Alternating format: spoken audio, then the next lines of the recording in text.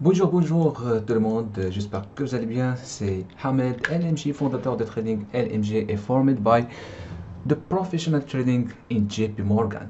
So, euh, aujourd'hui, je vais partager avec vous en fait, quelques, vraiment quelques méthodes pour aborder votre session de trading.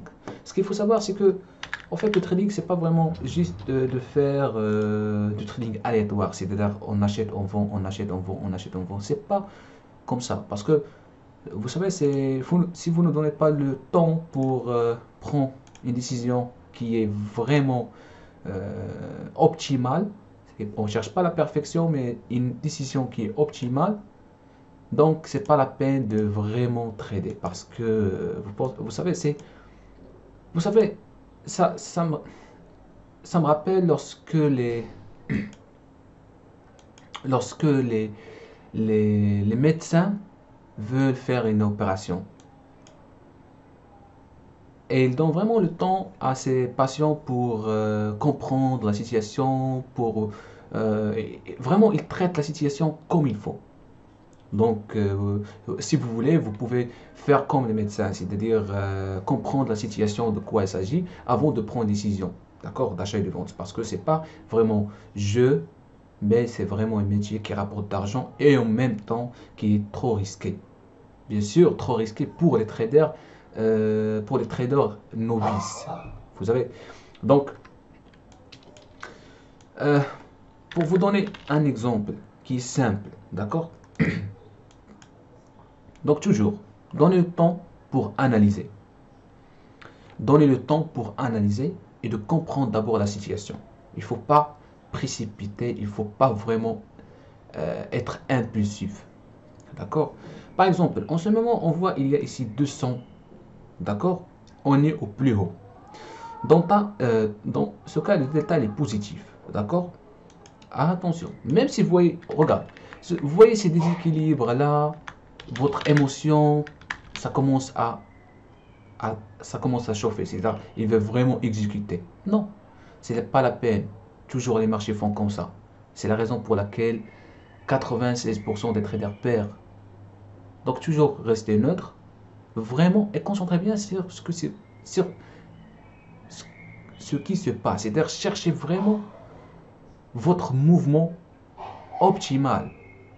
N'essayez pas de comprendre tous les mouvements. Non, cherchez vraiment un mouvement qui rapporte vraiment beaucoup d'argent pour vous, ou bien qui rapporte une position qui est vraiment sûre, qui contient plusieurs éléments qui remportent de probabilité de gain 95% ou bien plus.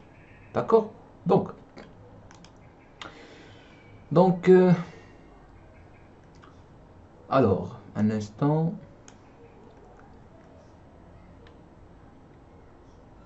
Donc, pour le moment, c'est ça en fait parce que c'est ça en fait, parfois c'est ça le problème. C'est que, il y a des traders qui me demandent de faire du trading live. Ils pensent que c'est bon, c'est comme vous avez commencé de faire avec un live avec eux et commencer de l'interpréter, parler en même temps, de trader. Non, vous savez, le trading c'est pas comme ça, c'est demande vraiment de concentration. D'accord. C'est demande de concentration. Imaginez avec moi un médecin. D'accord, il va faire une opération. Et lorsqu'il va faire cette opération, il y a des interviewés, il va lui dire, tu vas faire l'opération, en même temps on va discuter avec vous. C'est-à-dire tu vas me dire, qu'est-ce que tu fais maintenant. C'est illogique. Vous savez, c'est illogique. Pourquoi? Parce que soit le médecin va se concentrer sur la personne qu'il a interviewée, soit il va se concentrer sur le patient. Donc, vous savez, et surtout le scalping, ça se demande beaucoup, beaucoup de concentration. Beaucoup de concentration. Donc, alors, je vais activer juste le volume profile. Donc, comme vous voyez ici, on est arrivé au plus haut. L'ensemble des contrats échangés ici sur ce prix de 39,43, 32 contrats, d'accord.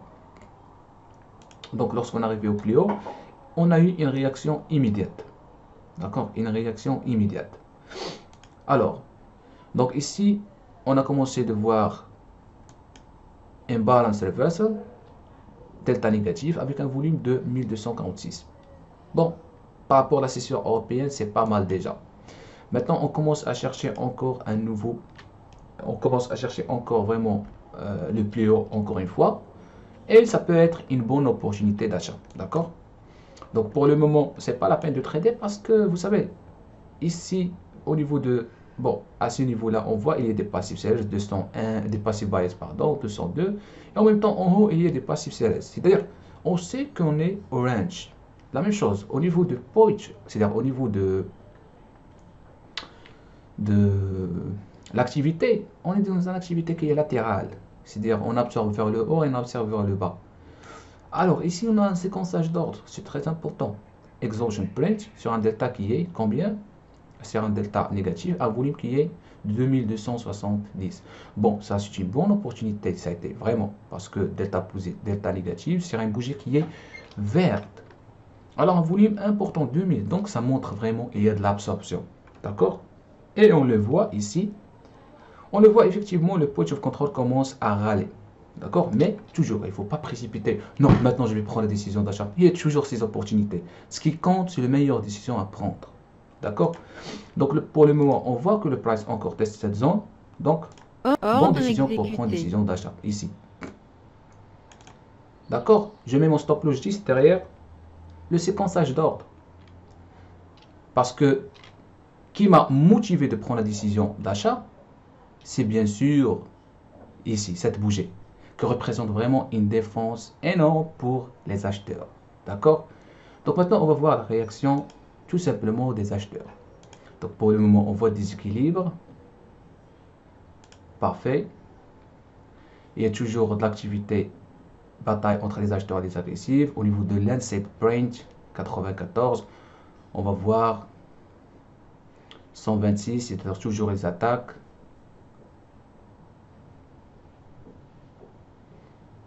On est dans tous les cas, on est toujours protégé dans l'inside range, pardon, dans le séquençage d'ordre. Donc c'est pas la peine vraiment de. Donc on regarde ici de l'absorption 1484 delta négatif, c'est-à-dire les vendeurs tapent mais ne gagnent pas. Connection lost. Connection lost.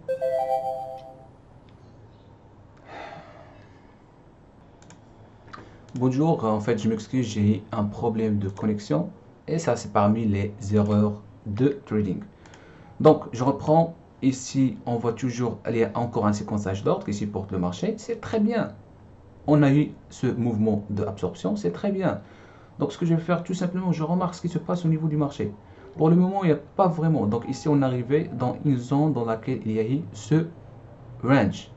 Donc toujours des achats. Je vois hésitation de price. Donc je me prépare un volume important, un séquençage d'ordre toujours et de la bataille entre les acheteurs et les vendeurs. Donc encore, on va 1500 delta positif, parfait, parfait, parfait. On approche toujours, je vais voir juste s'il y a toujours, donc rappelez-vous de 52 qui est à la tête, 78, non, réaction immédiate des vendeurs. Donc c'est pas la peine de rester, par quoi? Parce que les acheteurs n'arrivent pas. Les acheteurs n'arrivent pas et on arrivait à cette zone où il y a encore l'activité latérale. Donc on voit toujours de l'absorption vers le haut et de l'absorption vers le bas. Donc rappelez-vous de cet exemple. Maintenant on a encore 137. C'est pas grave, dans tous les cas on a sorti. Donc, et on commence à voir les passifs sellers qui commencent à injecter de l'argent. Donc là, personnellement, ma vision, j'ai détecté que c'est le point de sortie pour moi. Pourquoi? Parce que ça m'indiquait tout simplement on arrivait à une zone là où il y a l'activité latérale. Selon mon analyse que j'ai fait, lorsque j'ai détecté on est dans une zone latérale, tout simplement ça a été, lorsqu'on arrivait ici, je suis sorti. C'est ça ce qu'il faut comprendre. Après, si le marché monte ou bien descend, je m'en fous.